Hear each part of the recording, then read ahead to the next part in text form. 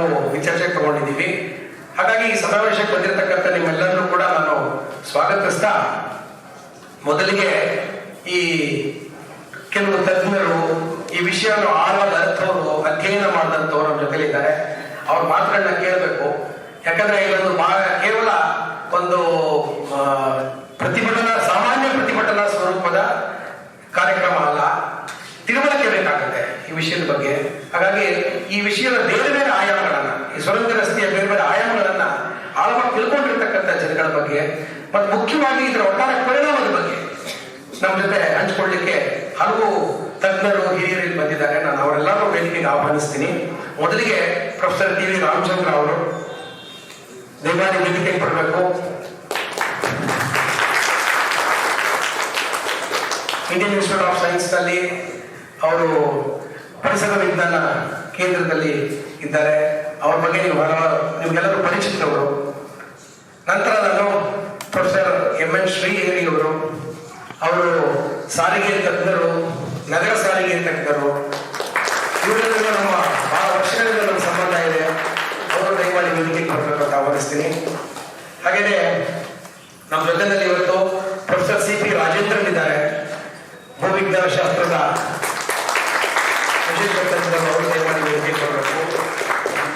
ನಂತರ ಡಾಕ್ಟರ್ ಸುಧಾ ಕಾಮತ್ ಅವರಿದ್ದಾರೆ, plastic surgeon ಆಗಿ ನಿವೃತ್ತರಾಗಿರ್ತಕ್ಕಂಥ ಡಾಕ್ಟರ್ ಸುಧಾ ಕಾಮತ್ ಅವರು ನಮ್ಮ ಜೊತೆಲಿದ್ದಾರೆ. ಹಲವಾರು ನಾಗರಿಕ ಹೋರಾಟ ತೊರೆದಂಥವರು. ಅವರು ದಯಮಾಡಿ ವೇದಿಕೆಗೆ ಬರಬೇಕು ಅಂತ ನಾನು ಆಹ್ವಾನಿಸ್ತೀನಿ. ಹಾಗೆಯೇ ಬೆಂಗಳೂರಿನ ಹಲವು ವಿಷಯಗಳ ಸಂಬಂಧಪಟ್ಟ ಹಾಗೆ, ಅದು ಪರಿಸರ ಆಗಿರ್ಬೋದು, ಸಾರಿಗೆ ಇರ್ಬೋದು, ಇಲ್ಲಿನ ವಾತಾವರಣ ಇರ್ಬೋದು, ಎಲ್ಲ ವಿಷಯಗಳಿಗೆ ಪ್ರತಿಕ್ರಿಯೆ ಕೊಡ್ತಾ, ನಾಗರಿಕ ಸಮಸ್ಯೆಗಳಿಗೆ ಪ್ರತಿಕ್ರಿಯೆ ಕೊಡ್ತಾ ಇರತಕ್ಕಂಥ ಸಿವಿಕ್ ಸೊಸೈಟಿ ಸಂಘಟನೆಯ ಶ್ರೀಮತಿ ಕಾತ್ಯಾಯಿನಿ ಚಾಮರಾಜ್ ಅವರಿದ್ದಾರೆ. ಅವರು ದಯಮಾಡಿ ವೇದಿಕೆಗೆ ಬರಬೇಕು. ಪ್ರೊಫೆಸರ್ ರೇಣುಕಾ ಪ್ರಸಾದ್ ಅವರು ಹಿರಿಯ ಭೂಗರ್ಭಶಾಸ್ತ್ರದ ಪ್ರೊಫೆಸರ್ ಆಗಿದ್ದಂಥವರು. ಅವರು ಸ್ವಲ್ಪ ಸಮಯದಲ್ಲಿ ನಮ್ಮ ಜೊತೆ ಸೇರ್ಕೊತಾರೆ ಕಾರ್ಯಕ್ರಮದಲ್ಲಿ. ಈ ಕಾರ್ಯಕ್ರಮವನ್ನ ನಾನು ವಿದ್ಯುಕ್ತವಾಗಿ ಸ್ವಾಗತದ ಮೂಲಕ ಆರಂಭಿಸಬೇಕು ಅಂತ ಹೇಳಿ ರಾಜೇಶ್ ಭಟ್ರನ್ನ ಆಹ್ವಾನಿಸ್ತಾ ಇದ್ದೀನಿ, ಸೇವ್ ಬ್ಯಾಂಕರ್ ಕಮಿಟಿಯ ಸದಸ್ಯರಾದಂಥವರು. ಹಾಗೆಯೇ ಅವರು ಒತ್ತ ಹೇಳಿದಂಥ ಮುಖ್ಯವಾದ ಪಾಯಿಂಟ್ ಅಂದ್ರೆ, ಇವನ್ ಬೇರೆ ದೇಶಗಳಲ್ಲಿ ಕೂಡ, ಅದು ಸ್ವಿಟ್ಜರ್ಲ್ಯಾಂಡ್ ಆಗಿರಲಿ ಅಥವಾ ಆಮ್ಸ್ಟರ್ಡ್ಯಾಮ್, ಲಂಡನ್, ಜ್ಯೂರಿಚ್ ನಲ್ಲೆಲ್ಲ ಯಾವ ರೀತಿ ಆಲೋಚನೆ ಮಾಡಿದ್ದಾರೆ, ಅಲ್ಲಿ ಟನಲ್ಗಳು ರನ್ ಆಗ್ತಿದ್ರು ಕೂಡ ಒಂದು ಸಮಗ್ರವಾದ ಚಿಂತನೆ ಇದೆ. ಅಲ್ಲಿ ಅವರು ಸುಸ್ಥಿರತೆಯೂ ಯೋಚನೆ ಮಾಡ್ತಾ ಇದ್ದಾರೆ, ಜನಗಳನ್ನ ಸಾಕೋದ್ರ ಬಗ್ಗೆ ಸ್ಪಷ್ಟವಾಗಿ ಯೋಚನೆ ಮಾಡಿದ್ದಾರೆ. ಸೊ ಇದು ಇಲ್ಲಿ ಕಾಣ್ತಾ ಇಲ್ಲ. ಮತ್ತೆ ಇದು ಪ್ರಾಜೆಕ್ಟ್ ಇಂದ ಟ್ರಾಫಿಕ್ ಸಮಸ್ಯೆ ಪರಿಹಾರ ಆಗುತ್ತೆ ಅನ್ನೋದು, ಅದು ಶಾರ್ಟ್ ಟರ್ಮ್ ಆಗಿರಲಿ ಅಥವಾ ಲಾಂಗ್ ಟರ್ಮ್ ಆಗಿರಲಿ, ಎರಡು ಸಾಲು ಆಗೋದಿಲ್ಲ. ಸೊ ಇದು ಸಂಪೂರ್ಣವಾದ ತಪ್ಪು ಅಂತ ಹೇಳಿದ್ದಾರೆ. ಸೊ ಅದು ನೀವೆಲ್ಲ ಕೇಳಿಸ್ಕೊಂಡ್ರಿ. ಅದ್ರ ಜೊತೆಗೆ ಅವರು 2020ರಲ್ಲಿ ಒಂದು ವರದಿಯನ್ನ ಸರ್ಕಾರಕ್ಕೆ ಸಲ್ಲಿಸಿದ್ದಾರೆ. ಅದರಲ್ಲೂ ಮುಖ್ಯವಾಗಿ ಯಾವುದು ಅಂದ್ರೆ, ಇನ್ನರ್ ರಿಂಗ್ ರೋಡ್ ಗೆ ಅಲ್ಲಿ ಮಾಡಬೇಕಾಗಿದ್ದಂತ ಒಂದು project, inner ring metro project ಬಗ್ಗೆ ರಿಪೋರ್ಟ್ ಅನ್ನು ಸರ್ಕಾರ ಕೊಟ್ಟು 2020ರಲ್ಲಿ 5 ವರ್ಷ ಆಗೋಗಿದೆ. ಅಂದ್ರೆ 34 ಕಿಲೋಮೀಟರ್ ಈಗಿರ್ತಕ್ಕಂಥ ರಿಂಗ್ ರೋಡ್ ಕೆಳಗಡೆ ಸುರಂಗ ಕೊಡ್ದು ಅಲ್ಲಿ ನೀವು ಟ್ರೈನ್ ಓಡಿಸ್ಬೋದು ಅನ್ನೋದೊಂದು ಸಜೆಷನ್ ಸರ್ಕಾರ ಕೊಟ್ಟು ವರದಿನೂ ಕೊಟ್ಟಿದ್ದಾರೆ. ಬಟ್ ಅದ್ರ ಮೇಲೆ ಸರ್ಕಾರ ಇನ್ನೂ ಆಕ್ಟ್ ಮಾಡಿಲ್ಲ. ಇದು ಯಾರಾದ್ರೂ ಬೆಂಗಳೂರಿನ ಡಿಕಂಜೆಸ್ಟ್ ಮಾಡೋದಕ್ಕೆ ಸಹಾಯ ಮಾಡುತ್ತೆ ಅನ್ನೋ ಮಾತನ್ನ ಪ್ರೊಫೆಸರ್ ಆಶೀಶ್ ವರ್ಮಾ ಅಂತ ಹೇಳಿದ್ದಾರೆ. ಸೊ ಇನ್ನೂ ಒಂದು ಕೆಲಸ ಮಾಡ್ತಾ ಇದ್ದಾರೆ. ಅವ್ರ ವಿರೋಧ ಏನಿದೆ ಅದನ್ನ ನೀವು ಗಮನಿಸ್ರಿ.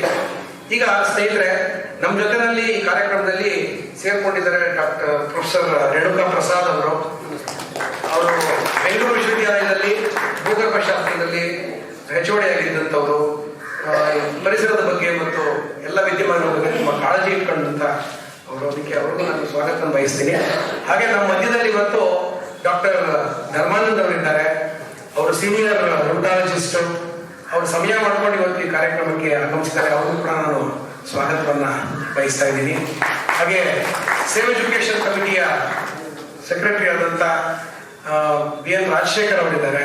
ಅವರು ನಾನು ಸ್ವಾಗತಿಸ್ತೀನಿ. ಹಾಗೆ ಸೇವ್ ಎಜುಕೇಶನ್ ಕಮಿಟಿಗೆ ಸಂಬಂಧಪಟ್ಟಂತ ಶ್ರೀ ಮನಮೋಹನ್ ಅವರಿದ್ದಾರೆ. ಅವರು ಕೂಡ ನಾನು ಈ ಕಾರ್ಯಕ್ರಮಕ್ಕೆ ಆಹ್ವಾನಿಸ್ತೀನಿ. ಎಲ್ಲರ ಹೆಸರು ಹೇಳ್ತಾ ಇಲ್ಲ, ದಯಮಾಡಿ ತಪ್ಪಿರ್ಕೋಬೇಡಿ.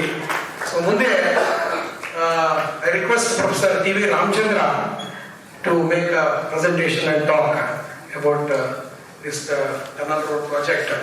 ಅವ್ರ ಬಗ್ಗೆ ಬಹಳ ನಾನು ಪರಿಚಯ ಮಾಡೋದು ಅನಗತ್ಯ, ಆದರೆ ಒಂದು ವಿಷಯಗಳನ್ನ ಹಂಚ್ಕೊಂಡ್ಬಿಡ್ತೀನಿ ಅವ್ರ ಬಗ್ಗೆ. ಪ್ರೊಫೆಸರ್ ರಾಮಚಂದ್ರ ಅವರು ಸ್ಟ್ಯಾನ್ಫೋರ್ಡ್ ಯೂನಿವರ್ಸಿಟಿ